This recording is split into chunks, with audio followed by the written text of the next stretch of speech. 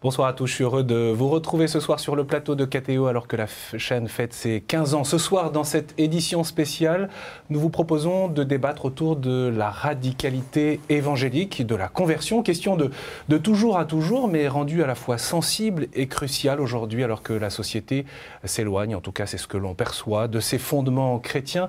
Quelles sont donc les convictions de ces témoins, connus ou moins connus, qui ne renoncent pas à vivre leur foi? Comment assume-t-il cette identité chrétienne qui, dans les débats de société, suscite souvent suspicion ou discrédit? Alors ne cherchez pas, sur ce plateau, ils sont tous catholiques, ils assument cette identité, mais on va en parler. D'ailleurs, ils ont l'air d'être heureux d'être avec nous. Merci beaucoup d'être là. On va commencer peut-être par les plus jeunes. Christelle Lossois, vous avez 29 ans, vous êtes animatrice au Secours catholique dans le Val-de-Marne.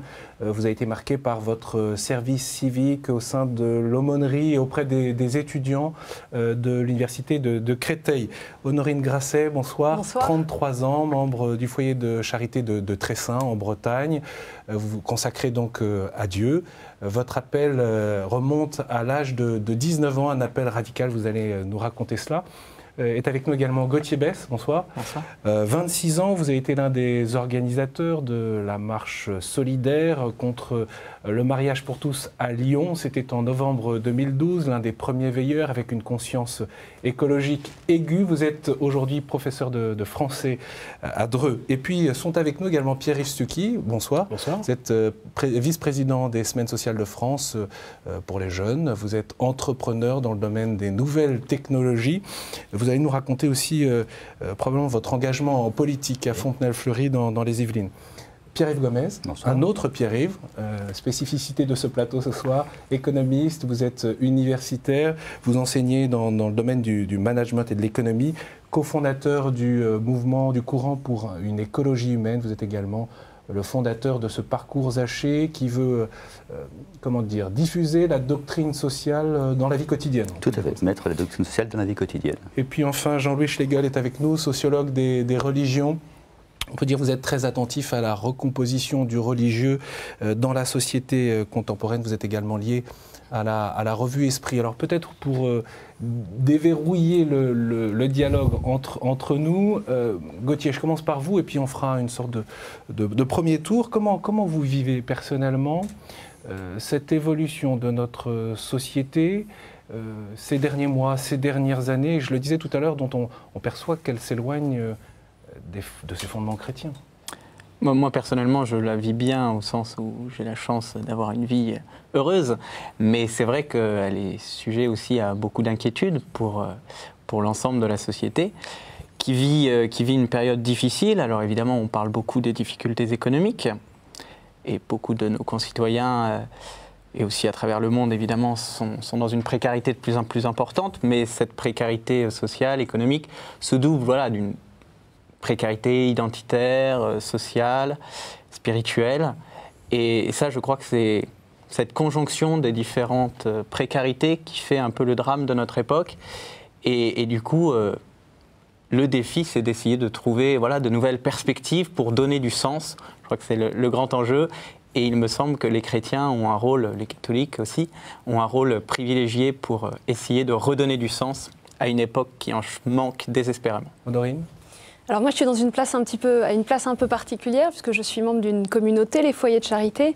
Ce qui me marque dans ce qu'on est en train de vivre ces derniers mois, ces dernières années, c'est qu'en fait, la recherche de sens, vous en parliez à l'instant, n'a jamais été aussi forte. À travers ceux qui passent dans les foyers de charité, le nombre de participants aux retraites spirituelles ne baisse pas, il augmente même un peu. On voit ce besoin de se centrer vers l'essentiel. Il y a certainement une inquiétude, une crainte, des repères qui bougent, mais je pense que le problème de fond, c'est pas qu'il y ait plus de repères, c'est qu'il y en a trop. Donc on a besoin de revenir aux fondamentaux. Christelle. Oui, moi je pense que, pour moi, je le vis plutôt bien. Par contre, ce que je trouve, c'est qu'actuellement, on est plus dans, je rejoins pas mal ce que vous dites, c'est que j'ai l'impression que ces derniers temps, ceux qui parlaient fort parlent encore plus fort, et ceux qui, justement, se taisaient, finalement, continuent à se taire, et qu'il y a cette tension-là qui augmente. Et que les fondements, oui. Est-ce que vraiment on perd certains repères? Peut-être qu'on utilise d'autres, mais je ne suis pas forcément d'accord qu'on perd certains fondements de l'identité catholique. Pierre-Yves ? Oui, je vis la période de façon assez ambivalente, avec à la fois parfois un sentiment un peu d'exaspération que face à des urgences de plus en plus criantes, on se disperse sur certains faux sujets, notamment dans les débats politiques aujourd'hui, alors que les urgences, et Gauthier l'a rappelé, sont toujours criantes sur des besoins vitaux. Et les besoins vitaux, c'est le logement, mais pas que le logement, c'est aussi les questions de repères de sens. J'emploierais plutôt l'expression, plutôt que les fondements, que c'est le ferment évangélique qui, à mon avis, aujourd'hui, a été un peu perdu. Voilà, plutôt qu'un fondement, on pourrait en débattre après. Et pour ma part, comment est-ce que je le vis? C'est comme un appel de plus en plus urgent à s'engager. Et ça, c'est la source d'optimisme, c'est que je vois aussi un réveil de l'engagement. C'était une notion, quand j'étais étudiant, qui était plutôt passée de mode, on ne parlait pas d'engagement, et aujourd'hui, ça redevient quelque chose qui est assez largement partagé, avec une grande diversité de formes, et ça, c'est une chose qui est vraiment très positive. Pierre-Yves. Moi, j'ai l'impression de ne pas vivre tout à fait, enfin, de vivre la même chose, mais d'un point de vue différent. Ce qui m'a frappé ces dernières années, c'est le mouvement des indignés. Il y a eu un mouvement des indignés dans le monde entier, beaucoup en Espagne, en Amérique du Nord. Et en France, ce mouvement des indignés a pris un ton particulier, puisque ce sont largement les chrétiens, et en particulier les catholiques, qui ont porté l'indignation sur des sujets de société au départ, mais au-delà, on voit que aujourd'hui, c'est au-delà des sujets stricts liés à une loi, par exemple, c'est l'écologie qui va être un objet d'indignation, c'est l'économie, c'est le logement. Et donc, il y a une caractéristique très française qui me semble très intéressante, c'est que de tous les pays du monde qui ont connu ces mouvements d'indignation, en France, c'est le fondement religieux ou le fondement catholique qui a pu porter ce mouvement. On continue le tour de table, avec Jean-Louis. Oui, alors, disons, comme observateur du religieux engagé quand même, disons, je vis ça avec une pointe d'intérêt interne de catholique. Je suis quand même frappé de... Bien sûr, je vois les identités religieuses qui se manifestent, parfois de façon violente d'ailleurs, et qui sont très répercutées par les médias. Par un autre côté, je suis plutôt frappé comme sociologue de l'extrême dissémination du religieux aujourd'hui. C'est-à-dire qu'il y a des identités fortes qui sont marquées dans des groupes plus ou moins grands, mais par ailleurs, le religieux est pluriel à un point incroyable aujourd'hui. Ce qui fait que, moi, il m'est arrivé de dire, par exemple, que pour le catholique aujourd'hui, par certains côtés, la difficulté n'est pas l'athéisme. La difficulté, c'est plutôt, enfin, je trouve que c'est beaucoup plus difficile d'appréhender ce religieux multiple et de discuter avec lui, et éventuellement de l'inviter à sa table. Voilà un peu une première réaction. Alors Gauthier, peut-être, accepter d'être signe de contradiction, c'est au fond l'un de vos leitmotifs quand on regarde vos prises de parole de ces derniers mois. Oui, je crois que c'est la vocation du chrétien depuis les origines. C'est Jésus qui est appelé, me semble-t-il, dans les évangiles, signe de contradiction pour le monde. Et puis, j'aime beaucoup la lettre à Origène qui dit que voilà, les chrétiens sont dans la société comme l'âme est dans le corps, et puis qu'ils sont du monde, mais pas dans le monde. Ça aussi, c'est l'évangile, je crois. Voilà, dans le monde, mais pas du monde. Donc, une ligne de crête, une certaine distance. À la fois, je crois qu'il faut que nous soyons davantage et toujours mieux inclus dans notre société, intégrés, actifs dans les associations. Il y a un tissu associatif magnifique en France que je découvre de plus en plus et qui m'émerveille, hier soir encore. Il y a une vitalité admirable dans laquelle les chrétiens ont leur part, mais doivent continuer à prendre leur part, non pas d'un point de vue communautariste, mais bien avec tous leurs concitoyens. Et puis en même temps, effectivement, une responsabilité particulière qui est tout simplement de vivre l'esprit des béatitudes, cette radicalité évangélique qui manque aujourd'hui. Voilà, rappeler le sens de Noël. Voilà, le temps de l'Avent est devenu le temps de la vente, et ça c'est terrible évidemment, puisqu'aujourd'hui les foules se ruent dans les supermarchés, et on évacue la crèche justement comme un point qui nous choque, qui nous heurte, parce qu'elle rappelle par exemple que Noël c'est tout sauf ce qu'on en a fait. Voilà, c'est le désencombrement et non pas l'accumulation compulsive de biens et d'unité de sens.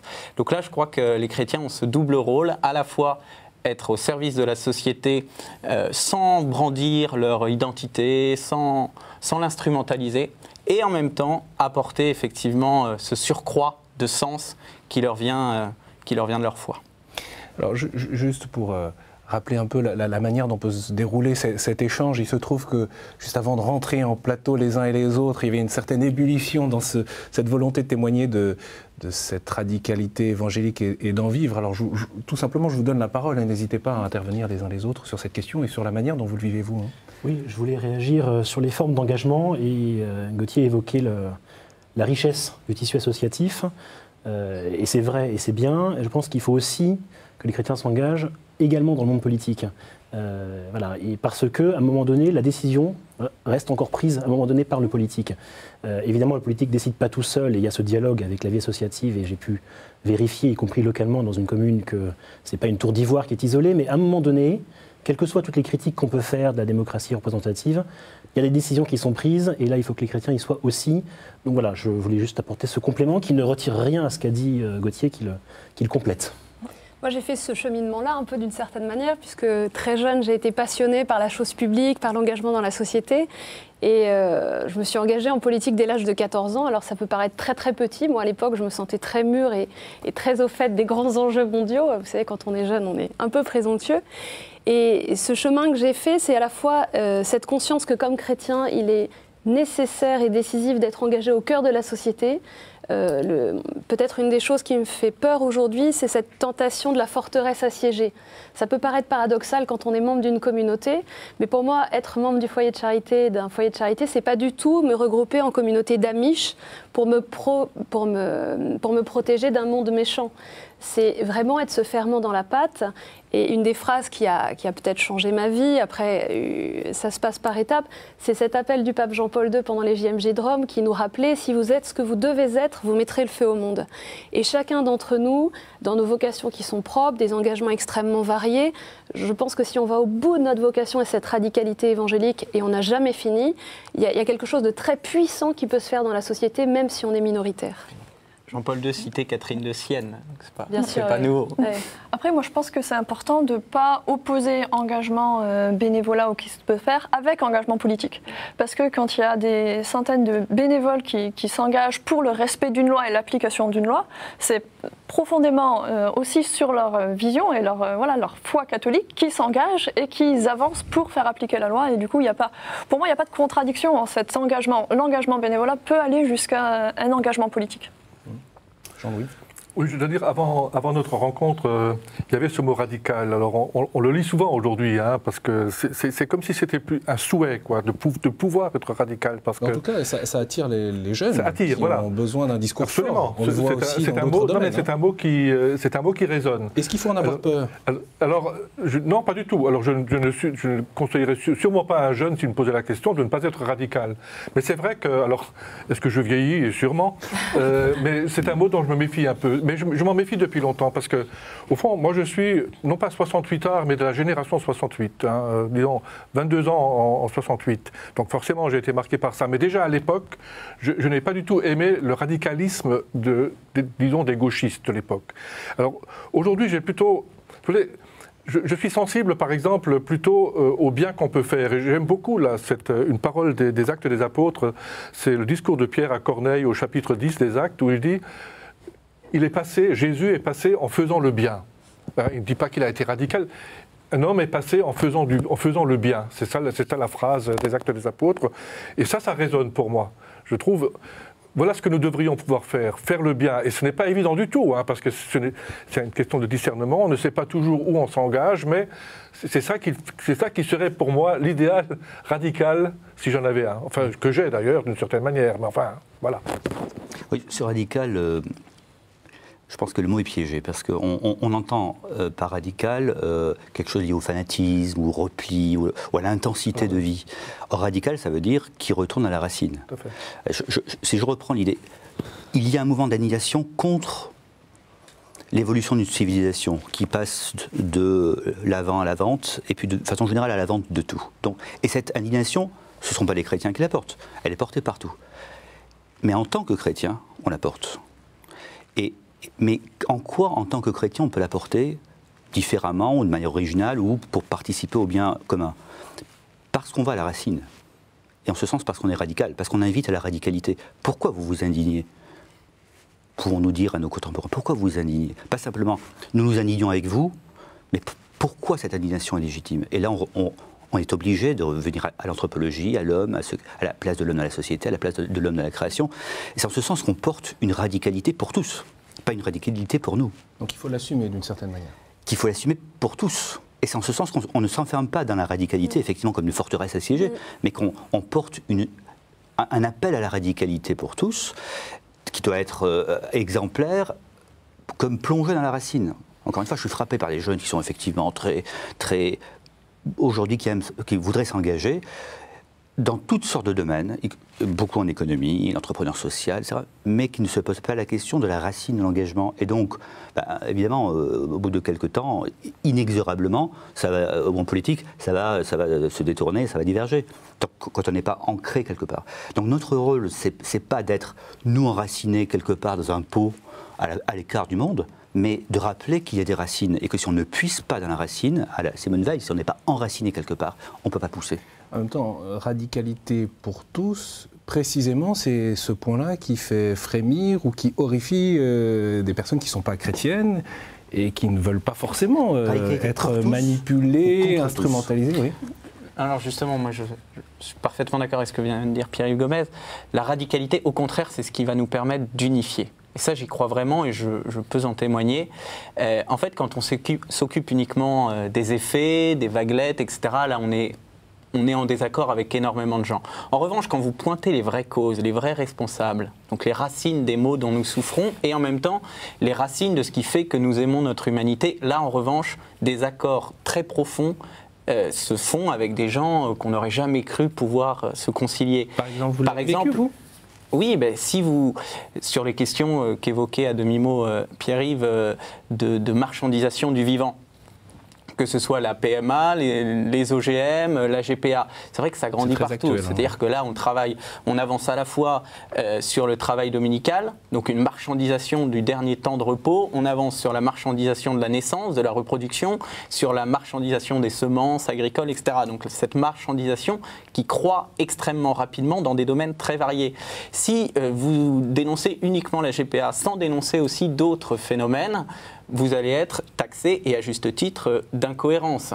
En revanche, si vous proposez un discours complet, cohérent, de refus de la marchandisation, de l'emprise technique sur le vivant, là, au contraire, vous allez être crédible auprès de gens qui sont, eux, sur des combats proches des vôtres. Par exemple, moi, je suis très frappé des convergences qui sont en train de naître autour justement du refus de l'invasion technique, avec des gens qui viennent de l'extrême gauche anarchiste, antiproductiviste, antitechnique. Et là, voilà, c'est vraiment l'alliance de certains courants écologistes radicaux qui ont des aspects un peu effrayants parfois, mais qui portent aussi des choses très belles et très fortes, et de la manif pour tous. Et alors, ça, il ne faut pas rater cette convergence-là. Et comment vous réagissez au fait que certains mettent l'étiquette, ils sont contre le progrès finalement, ou contre... oui, moi je suis très fier, mais je suis très fier d'être contre le progrès du marché de la technique, si vous voulez. Voilà, le progrès, c'est juste une évolution, c'est pas un bien. Et puis la radicalité nous invite à poser la question, mais qu'est-ce que vous appelez progrès? Avant de savoir si je suis pour ou contre, dites-moi ce que vous qualifiez de progrès.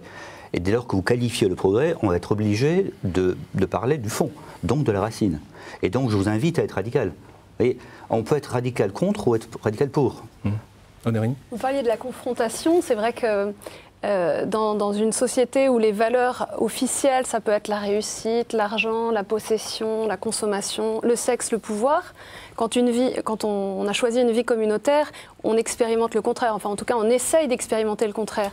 Moi, ce qui me marque beaucoup dans ceux que j'ai connus avant de rentrer dans la communauté et dans ceux qui viennent vivre une retraite et qui ne sont pas du tout tous des catholiques engagés, il y a des gens qui sont vraiment en recherche, pas chrétiens, c'est qu'en fait, ils se reconnaissent dans ces valeurs.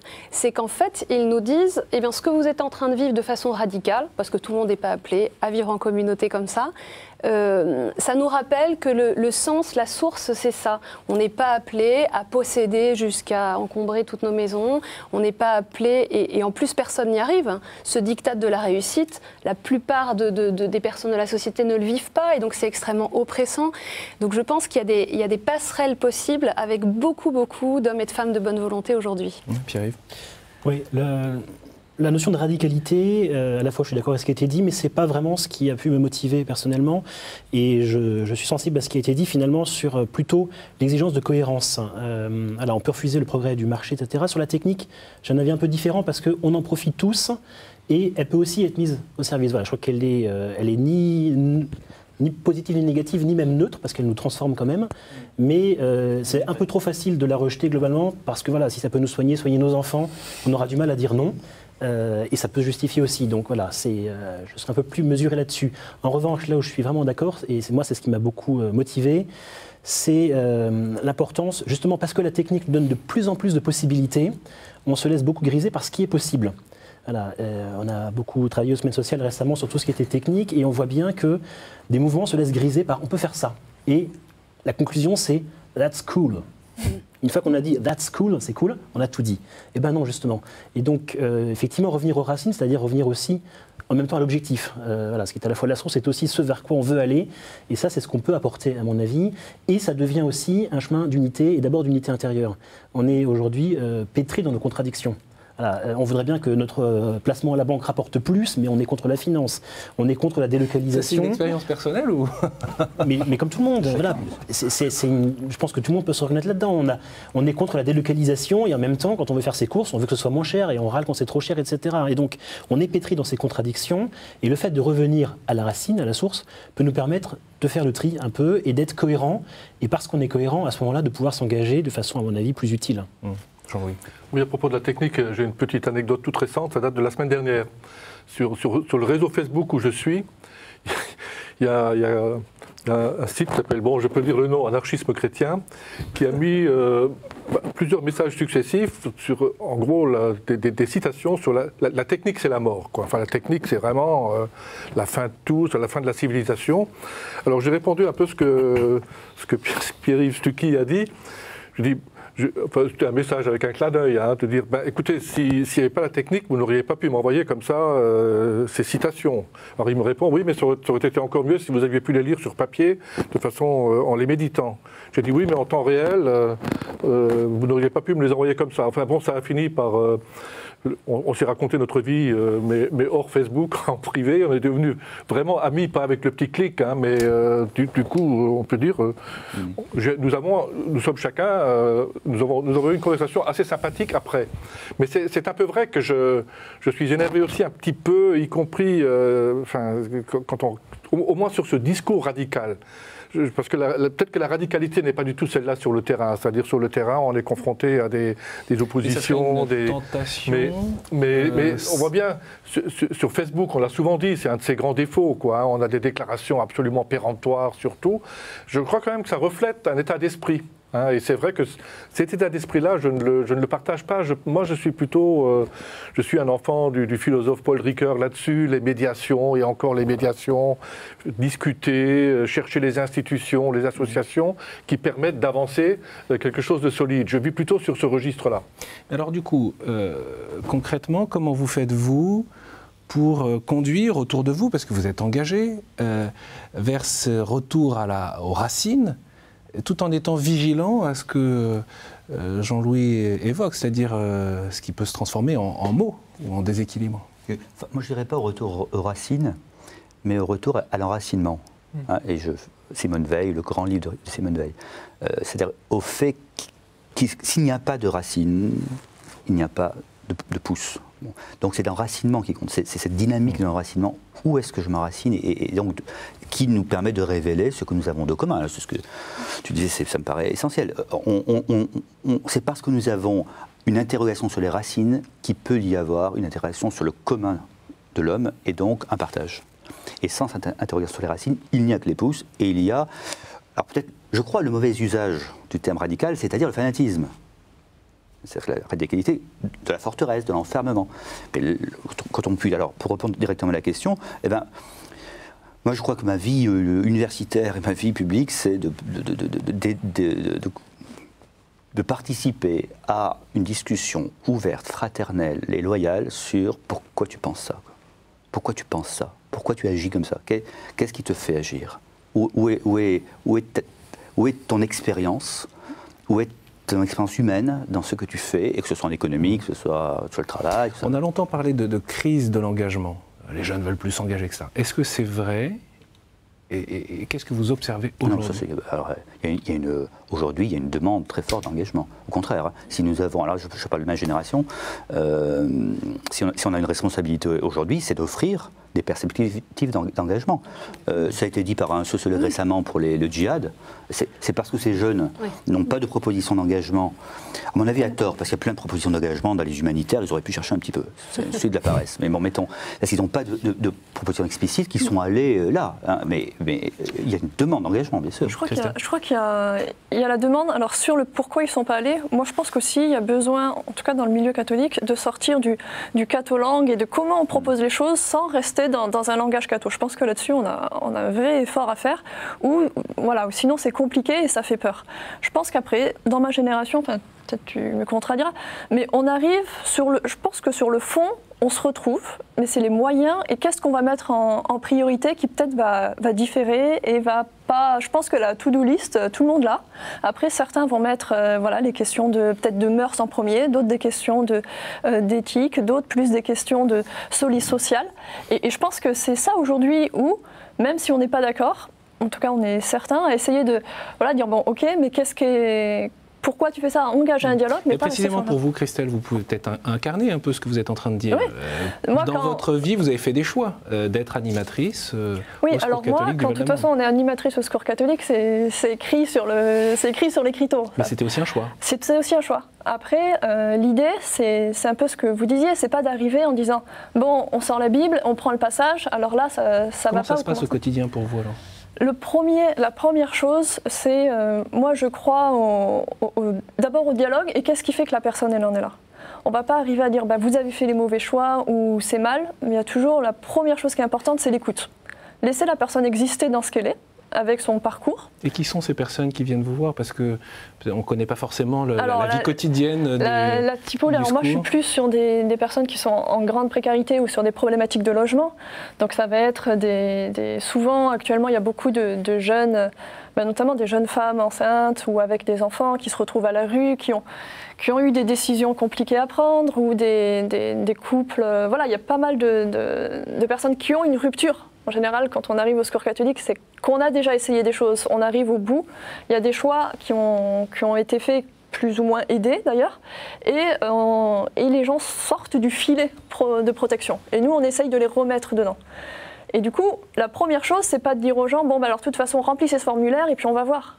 La première chose que nous demandent les gens, c'est laissez-moi expliquer mon histoire pour qu'on trouve des solutions ensemble. Et souvent, ils en trouvent.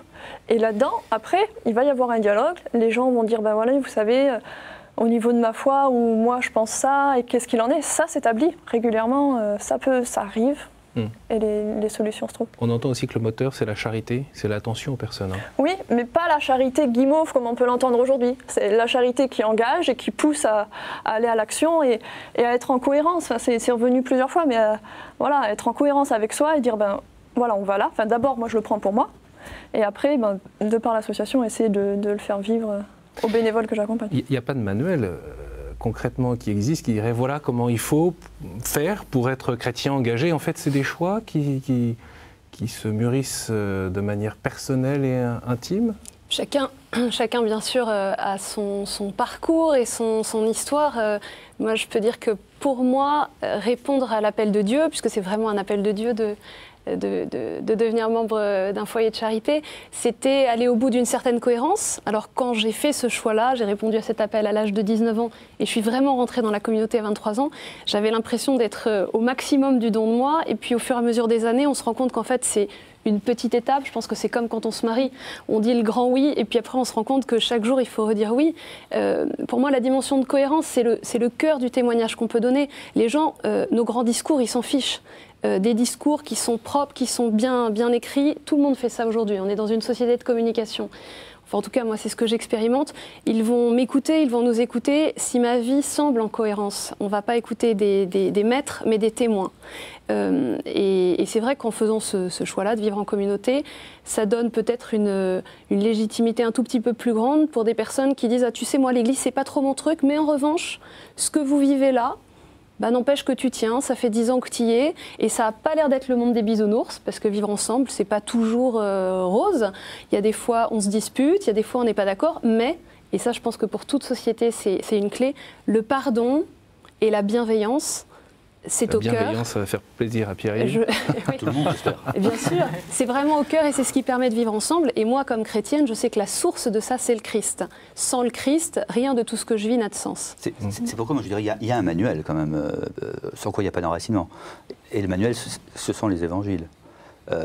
Méditer la parole de celui qui s'est fait homme au milieu des hommes et qui ne donne aucun élément politique ou économique ou social de comment faire, mais un élément existentiel, c'est je suis là au milieu de vous, méditer ça, ça me paraît essentiel et le vivre pour exercer cette charité qui n'est pas la charité bisounours, mais la charité de l'accueil de toi là dans ta vie maintenant. Voilà. Ça c'est le Christ. Alors, encore une fois, oui, il y a ce manuel. Nous le partageons, j'espère. Je ne peux pas ne pas parler quand même de l'enracinement dans la prière. Alors, et pour moi, ce n'est pas être spiritualiste de dire ça, c'est au contraire parler de la source. Je le vois dans ma propre vie, quand peu à peu je prends moins de temps de relations intimes avec le Christ, je suis comme ces éponges qu'on laisse sur un coin du lavabo et qui se dessèchent. Si je ne vais pas à la source, ça devient vain. Et donc d'aller à la source, de se laisser vraiment nourrir profondément par cette relation intime dans le silence, c'est essentiel pour pouvoir ensuite s'engager dans le concret. On rentre dans une part un peu intime finalement de la vie de chacun, la vie de prière, sa relation à Dieu. Pour ceux qui sont étrangers à la foi chrétienne, ils pourraient d'abord trouver ça très étrange, que ça puisse être quelque chose de réellement vivant. Pierre-Yves, est-ce que vous en parlez d'ailleurs autour de vous, dans vos engagements vous parliez tout à l'heure de votre engagement politique. Alors est-ce que ceux qui vous entourent comprennent quelque chose de cette source ? En fait, oui, finalement. J'ai jamais eu l'occasion de vivre des conflits brutaux qui seraient liés à une incompréhension. Alors, il peut y avoir effectivement parfois de l'indifférence ou une vision tellement éloignée, une perte de culture religieuse et chrétienne en particulier tellement forte que des choses qui, pour moi, font écho à une référence très précise deviennent un peu vains, enfin insignifiants. Mais voilà, j'ai jamais eu de difficulté à en faire état. Et ça vient assez naturellement, précisément quand on creuse pourquoi est-ce qu'on fait ça. Voilà. Pourquoi est-ce que, au niveau d'une ville, on veut promouvoir telle ou telle action. Eh bien, vous avez un exemple en tête de chantier sur lequel vous avez particulièrement travaillé ? Oui, je peux en prendre un tout simplement, qui a été le réaménagement d'une parcelle de notre territoire pour y créer des jardins familiaux. Et on s'est battu pour qu'une partie des parcelles soit réservée à des personnes en démarche d'insertion. Voilà. Eh bien, c'était assez compliqué à faire en fait. Pourquoi ? Pourquoi ? Parce que ça suppose de mobiliser des moyens et qu'il y a toujours des bonnes raisons de dire qu'on n'a plus de moyens, il n'y a plus de budget, il n'y a plus rien. Voilà. Et donc il faut se battre parce que je pense que c'est utile pour éviter que les gens sortent du filet qu'évoquait Christelle tout à l'heure. On ne peut pas se contenter de dire on va laisser les gens sortir du filet, puis une fois qu'ils seront sortis, on va essayer de les remettre. Voilà. Ce qu'on veut, c'est qu'ils puissent déjà rester dans le filet en permanence. Donc voilà, mais quand on évoque ça, c'était aussi, il y avait une problématique environnementale puisqu'on est sur un site qui est très protégé. Donc je rejoignais aussi les préoccupations qui sont chères à Gauthier sur la protection de l'environnement et dont on peut dire pourquoi est-ce qu'on y est sensible et que ça correspond aussi à une vision de la création. Donc ça vient assez naturellement. Et puis dans notre ville, il y a eu énormément de débats entre les communautés religieuses, avec la communauté musulmane notamment, qui a une problématique précise de revendication d'un lieu de culte, qui donc a mis sur la table de facto ces sujets-là. Donc ça n'a pas été sans tension au niveau de la ville, surtout lorsque ça devient un objet de campagne municipale et ça peut devenir un peu nauséabond. Mais il y a eu vous a nui d'ailleurs d'une certaine manière. On peut dire ça comme ça, oui, tout à fait, absolument. La liste dans laquelle vous étiez a été battue, en quelque sorte. Elle a été battue, oui. Alors pas que pour ce seul sujet-là, mais incontestablement, c'est devenu un des sujets dans la campagne. Et en plus, non dit parce que difficile, donc voilà, ça a été un mauvais souvenir. Et du coup, c'était quoi votre positionnement en tant que chrétien ? Alors très rapidement, c'est que pour nous c'est une demande qui est légitime. Voilà, une communauté qui veut pratiquer a le droit de l'avoir. On est dans un cadre défini par une loi qui fait que ça n'est plus de l'action publique. Voilà. Donc la vraie question n'était pas de savoir est-ce qu'ils ont droit ou pas d'en avoir un. Ils en auront tôt ou tard, puisque cette communauté collecte des fonds depuis des années. Et donc pour la puissance publique, c'était est-ce qu'on les laisse se débrouiller ou est-ce qu'on dialogue avec eux pour trouver le bon endroit en réfléchissant au stationnement. Voilà. Et donc notre position c'était il faut avoir ce dialogue et pour que ça se fasse bien pour tout le monde, pour travailler aussi sur la réception de ce projet par l'ensemble de la ville. Ça, c'est une question épineuse, le rapport aux autres et de surcroît le rapport aux autres croyants. Oui, alors je voudrais préciser aussi une chose, l'enracinement ne doit pas être que métaphorique, c'est-à-dire que c'est aussi vraiment un enracinement concret dans mon environnement, dans la création, dans la nature, dont je suis partie prenante. Et je crois que là, il y a beaucoup de travail de notre part, de la mienne, par rapport à réenraciner sa vie localement. Voilà. Consommer local, ça c'est quand même une condition essentielle pour respecter son environnement, soutenir les producteurs locaux, etc. Et puis évidemment, avoir d'abord le souci de ses proches, de son prochain, de ses voisins. Et c'est vrai qu'aujourd'hui, les réseaux sociaux, la mondialisation nous donnent l'impression qu'on peut avoir une influence sur le monde entier, sur la planète. Moi, je ne veux pas sauver la planète, moi j'en suis bien incapable. En revanche, je peux modestement, au quotidien, hic et nunc, ici et maintenant, essayer d'œuvrer à respecter davantage mon environnement, à mieux vivre avec mes voisins, etc., à recréer du lien social, à retisser du lien. Donc ça veut dire dépasser les contradictions qu'évoquait tout à l'heure Pierre-Yves Stucky, dont on est tous pétris, d'une certaine manière, dans une culture individualiste, de toute manière, on échappe. Société de consommation. On ne sera jamais parfait, donc on est toujours dans cette limite, dans cette contradiction, bien sûr. Mais je crois qu'il y a... Voilà, là, hier, j'ai participé à une soirée avec des amis musulmans et j'ai été stupéfait par leur vitalité associative sur des enjeux de bien commun local. Voilà. Ce n'était pas des grands discours, changer la planète, sauver le monde, pas du tout. C'était... voilà, une personne qui a participé à 3 associations. Une association de soutien scolaire, notamment en zone rurale.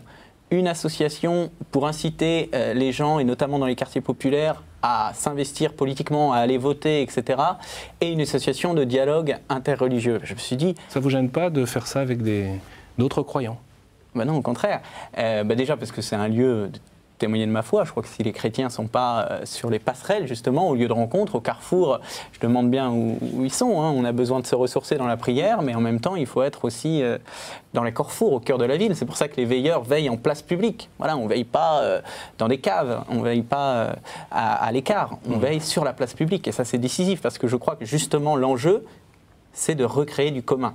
Voilà, à un moment où la société est tordue de tensions, de forces qui les entraînent un peu partout, d'éclatement, de dissociété, comme on dit, comme disaient les sociologues, eh bien, notre responsabilité, c'est de créer du commun, et notamment en revenant aux racines et à la vie locale. C'est pour ça que, par rapport à l'enjeu politique, sans doute faut-il qu'il y ait des chrétiens qui s'engagent au niveau national, mais effectivement, ne délaissons pas les responsabilités locales, parce que là, je pense qu'il y a beaucoup de travail.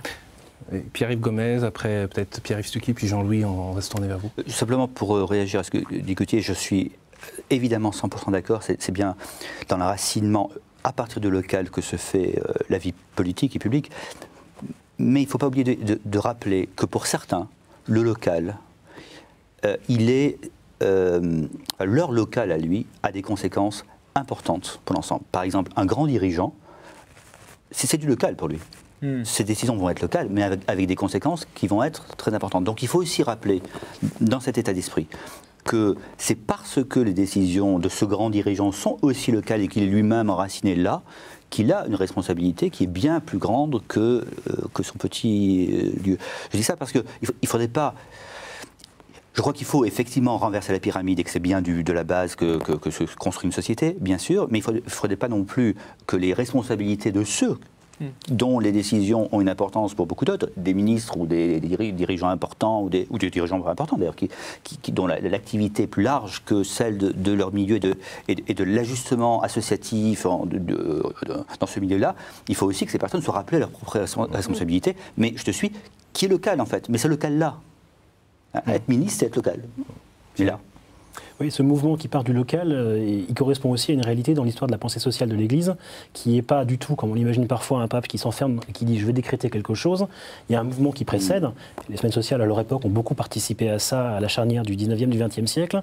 Et donc il y a ce mouvement de haut en bas, et aujourd'hui, J'aime bien ce renversement qui est fait du penser global, agir local, et c'est aussi de plus en plus agir local pour mieux penser globalement. Ce que disait Pierre-Yves a fait écho sur le local d'un grand chef d'entreprise. On m'a posé la question quand j'ai créé mon entreprise, jusqu'où je voulais qu'elle grandisse. Alors déjà, j'espère qu'elle va continuer à grandir. Et j'ai toujours dit, pour moi, la limite, c'est lorsque je ne pourrai plus connaître individuellement chacune des personnes avec qui je travaille. Quand je commencerai à prendre des décisions dont les conséquences seront portées par des gens que je ne connais même pas. Alors c'est un choix qui est personnel. Évidemment, une société ne peut pas marcher qu'avec des petites entreprises. Néanmoins, je crois que... C'est ton choix. Voilà, c'est mon choix et pour moi c'est vraiment une limite qui est très précise et je suis heureux d'avoir entendu Gauthier rappeler l'importance de l'engagement local. Quand j'ai commencé à m'intéresser à la politique, j'ai vu qu'on disait qu'il y a une crise de l'engagement dans l'Église des chrétiens, mais dans les partis c'est encore pire. Et donc dès qu'un jeune arrive et il a les idées à peu près bien faites, qui sait aligner 3 phrases, il y a un peu un boulevard et je me suis dit non, je ne veux pas me retrouver très vite dans les arcanes des partis, c'est pas ça qui me motive. Et le jour où je m'engagerai en politique... Certains sont tentés un peu. Oui, mais ça peut se comprendre aussi. Hein. Voilà, le choix que j'ai fait, c'était de me dire, moi, le jour où je m'engageais, ce sera localement. Et donc, j'ai attendu pas mal d'années. Je me suis marié. Ma femme m'a rappelé longtemps après que je lui avais dit avant qu'on se marie, attends-toi à ce qu'un jour je fasse de la politique. Je l'avais complètement oublié, mais en 2007-2008, elle s'en est souvenue lorsque je me suis engagé sur une liste. Et justement, j'ai fait le choix d'être présent parce qu'on rencontre toutes les personnes qui sont confrontées, concernées par les décisions qu'on prend. Et ça, pour moi, c'est vraiment important. Jean-Louis, je vous vois très à l'écoute des uns et des autres. Je voudrais interroger le sociologue des religions, celui qui observe, qui essaye de comprendre. Il y a une forme de recomposition, de mouvement aujourd'hui, justement, dans cet engagement chrétien. Oui, enfin, en écoutant, là, je ne pensais pas du tout comme observateur, mais pour moi-même, parce que tout ça m'instruit, il faut reconnaître quand même que dans une génération antérieure, y compris chez les catholiques, me semble-t-il, le thème des racines, de l'enracinement, avait un peu mauvaise presse, parce que c'était un thème de droite. Hein, au moins, moi je suis au fond de la génération des militants d'avant, enfin celle qu'on a appelée la génération des militants, qui a d'ailleurs commencé avant la Deuxième Guerre mondiale, qui s'est beaucoup poursuivie d'une certaine manière après le Concile. Et qui, à mon avis, s'achève en ce moment, enfin, ou qui est déjà à moitié achevé. Et je rends honneur quand même à ceux qui sont toujours militants, y compris de cette vieille militance. Mais tout de même, ça s'achève. Mais simplement, je crois, les racines, l'enracinement. Alors c'est vrai, vous avez rappelé Pierre-Yves Gomez, heureusement, Simone Veil. Hein, aujourd'hui, elle revient d'ailleurs en force, et ce n'est pas par hasard. Mais c'est vrai, il y a une autre tradition qui est celle de Maurice Barrès, mettons, voire même, alors, j'exagère un tout petit peu, le pétainisme, quoi, hein, la terre, enfin, qui ne ment pas. On avait tout ça en tête, ce qui fait qu'on se méfiait aussi un petit peu de l'enracinement. On disait, voilà.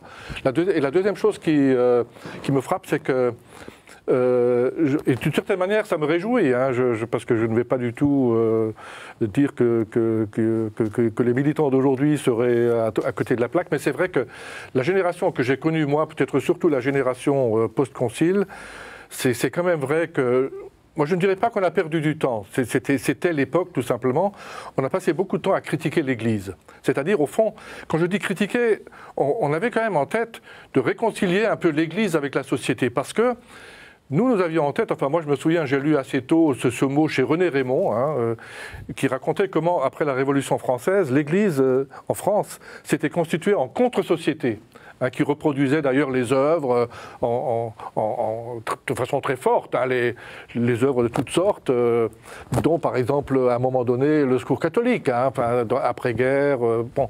Mais alors là aussi, on sort un peu. Mais nous, on a été marqués par ça. C'était de dire il faut absolument le mot dialogue, nom d'un chien, quel succès après le concile. Hein. Il faut dialoguer. Alors évidemment, là aussi, on peut faire beaucoup d'erreurs. On peut aller, non pas aller trop loin, mais se coucher, laisser un peu tomber son identité. Pour dialoguer, il faut savoir qui on est. Voilà, en fait, non mais vous avez raison. Hein, mais peut-être que nous, on avait l'impression qu'on avait été trop mis dans des cases. Vous savez qu'on avait trop d'identité et qu'il fallait justement en perdre un tout petit peu pour commencer à parler tout simplement à cette société. Moi, c'est plutôt ça l'expérience que, me semble-t-il, que j'ai. Pour ma génération, on a l'impression que votre génération, alors c'est de loin, a un peu, c'est tellement dilué qu'on ne savait plus... Je sais bien que c'est une rumeur qui court, que c'est la génération qui a lâché justement...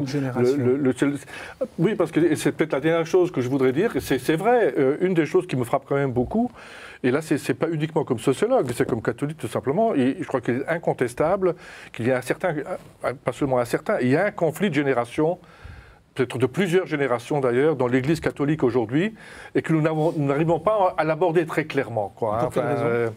C'est comme ça que je le sens. On n'arrive pas à l'aborder très clairement, par crainte, par peur, par... Je pense que d'abord, il faudrait sortir des jugements tout faits. Enfin, c'est peut-être une première chose, parce qu'il y a quand même beaucoup de jugements dont on se rend compte que dès qu'on commence à parler, ils ne sont plus tout à fait aussi certains qu'on pourrait le croire.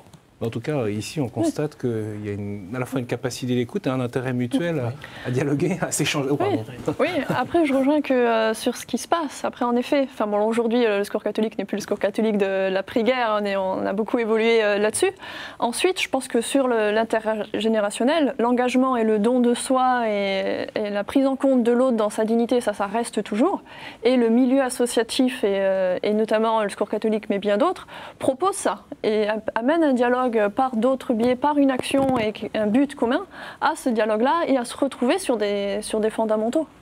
Je voudrais vous attendre, puisqu'il reste quelques minutes, sur la question de l'identité. J'ai dit tout à l'heure, et vous l'avez peut-être vous-même expérimenté, que cette identité, cet enracinement, pour reprendre l'expression et le terme de Pierre-Yves tout à l'heure... Simone Veil, dont je précise que c'est la philosophe, bien sûr. Il est parfois rendu, c'est un peu suspicieux au fond, comme si les cathos voulaient manipuler, instrumentaliser. On voit bien d'ailleurs cette quête, et parfois dans les médias, de se dire mais au fond quelle est la nature réelle de son engagement de tel ou tel jeune en politique, que ce soit à droite ou à gauche. Est-ce que c'est pour le service de l'intérêt général, comme on dit dans la société, ou est-ce que c'est parce qu'il est catho? Vous voulez vraiment mon sentiment là-dessus? Parce que c'est une vraie question, non? Ça ne m'intéresse pas du tout. Ce que les gens pensent en anticipant 3 coups d'avance, pas votre question ne m'intéresse pas. Hein, le fait que les personnes, le fait de me regarder dans le regard suspicieux de l'autre ne m'intéresse pas du tout. Mais il y a quand même ce qui m'intéresse, c'est d'aller chercher la bienveillance en l'autre. Mais est-ce qu'il y a une stratégie en étant chrétien parce que par exemple l'écologie humaine. Est-ce qu'il y avait une stratégie de crise pour sauver le monde? Il y a des chrétiens ou il n'y a pas de chrétiens? Est-ce qu'il y avait une stratégie de crise pour sauver le monde? On entre dans cette logique, on épouse déjà le regard de celui qui nous voit calculateur et on devient calculateur. Rayonnons. Si on veut appeler ça stratégie, ça rassure les autres qu'il y ait une stratégie. C'est très rassurant aussi qu'il y ait une stratégie, ça veut dire qu'il y a un grand organisateur qui a pensé à tout. Mais c'est aussi pour ne pas accepter qu'il y a un rayonnement, une exemplarité de la communauté. Et je crois que nous, il ne faut pas qu'on entre dans la logique de l'autre et dire écoutez, moi je ne sais pas. Je ne sais pas si c'est une stratégie. Ce que je constate, c'est que je suis heureux là où je suis et que j'aimerais tellement que tu sois aussi heureux. Voilà, c'est tout. Allez-y. Oui. Non, moi, je voulais juste une petite réflexion, c'est de dire, on voit bien qu'il y a, j'ai l'impression que chez beaucoup de nouveaux militants, je ne sais pas comment les appeler, se repose la question du politique. Simplement, ce que je constate aussi, en tout cas c'est l'impression que j'ai, dès qu'on choisit d'entrer en politique et d'entrer donc forcément quelque part dans une politique partisane finalement, j'allais dire les ennuis commencent. Je veux dire les difficultés, le conflit recommence sur ce terrain-là. On le voit par exemple avec Madeleine Bazin-Gessé, mais nous en avions parlé un tout petit peu avant l'émission. Je vois Madeleine de Gessé, par exemple. Forcément, moi je ne la connais pas, mais par contre je la connais comme sociologue. Et quand je vois, comme hier ou avant-hier, qu'elle devient déléguée nationale de l'UMP, forcément mon image d'elle va changer. Je dis, elle entre dans une autre dimension de son engagement. C'est tout. Je ne la juge même pas. Et Dieu sait, Dieu sait que vraiment, je n'ai rien. Je ne suis pas UMP, mais je comprends parfaitement qu'on s'engage à l'UMP. Un de mes livres de chevet, j'espère pour beaucoup d'autres, c'est La joie de l'Évangile, que le pape nous a livré il y a quelques mois. Il nous redit, il préfère une église sale et accidentée qui ose aller sur les chemins du monde. Alors effectivement, quand on s'engage, on prend des risques. Quand on rentre en communauté, on prend le risque de ne pas être à la hauteur de ce qu'on professe en permanence. Un prêtre, quand il prêche, c'est pareil. Quand on s'engage dans un parti politique, on prend le risque d'être en face de tous les enjeux, toutes les magouilles. Mais si on n'y va pas, c'est facile. Si on reste chez soi dans son salon en train de critiquer, de donner des grandes théories, et profondément, on ne donne Dieu pas par des arguments, pas par des raisonnements, mais par rayonnement. Alors à chacun de nous nous laisser convertir, et c'est comme ça que les uns les autres diront « Ah oui, t'es pas en train de m'asséner des vérités, t'es en train de juste me partager ce qui est le trésor de ta vie. » Et moi je dis aux autres « Venez et voyez, venez et voyez. » Mais je crois qu'on ne peut pas brandir sa foi sans l'instrumentaliser, et donc sans être sacrilège. Et c'est pour ça qu'à mon avis, des chrétiens aujourd'hui se réapproprient la distinction du spirituel et du temporel en tant que laïcs.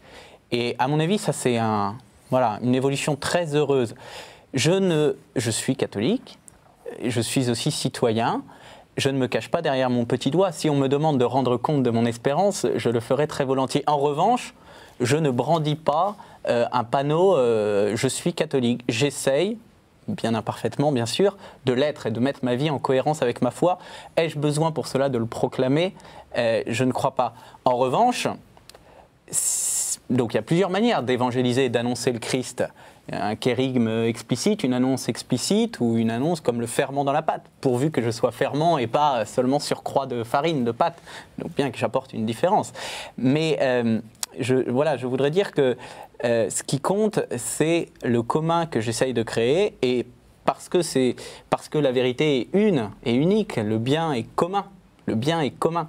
C'est pour ça que je n'ai pas besoin de manipuler des références chrétiennes. Quand j'écris mon petit livre, Nos limites, je suis en parfaite cohérence avec ma foi, et pourtant j'ai choisi sciemment de ne pas l'utiliser, de ne pas y faire de référence. Pourquoi ? Parce qu'il y a aussi une sagesse des nations, des auteurs très différents qui, par rigueur, par amour de la vérité, arrivent aux mêmes conclusions. Et ça, je crois que c'est très important. Voilà. Je me différencie non pas par des coutumes, des pratiques, mais par une exigence de cohérence. Et c'est là que je crois que nous rejoindrons nos contemporains et que nous ferons vivre une laïcité féconde. Exigence de cohérence, je crois qu'il nous invite à dire aujourd'hui en politique, ce genre de questions sur la suspicion, sur la stratégie, c'est justement pas les questions que l'on veut poser aux politiques. On ne veut pas aller là, on ne veut pas aller sur ce terrain. Et c'est peut-être ça notre discours politique, c'est la caractéristique de notre discours politique. Notre discours politique, il n'est pas fondé sur la stratégie des intentions, mais sur la vie des personnes. Voilà. Et la question du coup, c'est comment entraîner, y compris ceux qui ne sont pas catholiques, au service du bien commun. Dans la vie, nous partageons ça. Je pense même que c'est certainement pas avec des discours de billard à 40 bandes qu'on attire les gens. Enfin, moi, j'ai adhéré à un moment à un parti politique. J'ai quitté, non pas que je sois fâché sur le fond, mais la vie interne de ces billards. Alors, je vais mettre candidat à telle élection pour la suivante, c'est pas intéressant. Et Pierre-Yves, je ne sais pas si c'est parce qu'on a le même prénom, m'a enlevé les mots de la bouche tout à l'heure. C'est pas intéressant de commencer à se dire comment les gens vont comprendre mon engagement avant de le faire. Sinon, on ne fait plus rien, même si c'est compliqué en politique, parce qu'on a la sanction de l'électeur qui peut arriver à la fin. Il faut être prêt à perdre une élection aussi. Et pour moi, j'aime beaucoup la liturgie parce qu'elle dit les choses de façon très puissante. Il y a une phrase qui m'a toujours beaucoup touché, « Cela est juste et bon ». Je fais les choses parce qu'elles sont justes et bonnes, et ça suffit pour y aller. Le temps passe très vite en votre compagnie, et à vous écouter aussi échanger. Peut-être la dernière question. Aucun d'entre vous n'a abordé ce qu'on présentait comme l'un des clivages entre l'annonce explicite ou alors l'engagement plus enfoui. Au fond, aujourd'hui, après l'annonce explicite, c'est cet engagement qui, comme je le disais à l'instant, permet d'entraîner plus largement une société, ceux qui vous entourent. Moi, je suis à une place particulière comme membre d'une communauté, mais pour moi, en revanche, par rapport à ce que disait Gauthier, ça me gêne un petit peu, mais peut-être que c'est pas ce que tu voulais dire, de dire que l'annonce explicite n'est pas du tout présente. Non, c'est pas ce que je voulais dire. D'accord. Mais pour moi, vraiment, il faut qu'il y ait l'un et l'autre, et souvent, ça va être dans un deuxième temps. Ça va être dans un deuxième temps, au bout d'un mois, 1 an, 10 ans, quelqu'un va nous dire, mais quel est ton secret ? Tiens, depuis 10 ans, je te vois essayer, tant bien que mal, d'être cohérent, quel est ton secret ? Et là, mais en revanche, cette annonce du kérigme, de Dieu qui est là, qui est vivant, qui nous aime, elle est pour moi essentielle. Merci beaucoup à tous d'avoir participé à cette émission, à cet échange. Bien sûr, cela renvoie à des réflexions profondes que les uns et les autres se posent aujourd'hui, engagés dans la société, engagés aussi dans la foi. Alors rapidement, et puis on s'était mis d'accord de rappeler quelques ouvrages des uns et des autres. La liberté nous écoute chez Cazard, Pierre-Yves Gomez. L'histoire des chrétiens de gauche au seuil, c'est Jean-Louis Schlegel. Nos limites pour une écologie intégrale chez Centurion. Donc pour Gauthier Besse. Merci beaucoup à tous les 6 d'avoir participé à cette émission. Bien sûr, on renvoie aussi des semaines sociales, on renvoie au Secours catholique, à vos divers engagements et foyers de charité. Merci aussi à la rédaction qui a préparé cette émission, à Henri de Mérindol pour la réalisation et aux équipes de KTO mobilisées en régie. Ce 15e anniversaire est d'ailleurs l'occasion de saluer le travail précieux de tous les collaborateurs de KTO et puis bien sûr de vous remercier, vous téléspectateurs, pour votre fidélité et pour votre soutien. Très bonne soirée à vous et à bientôt.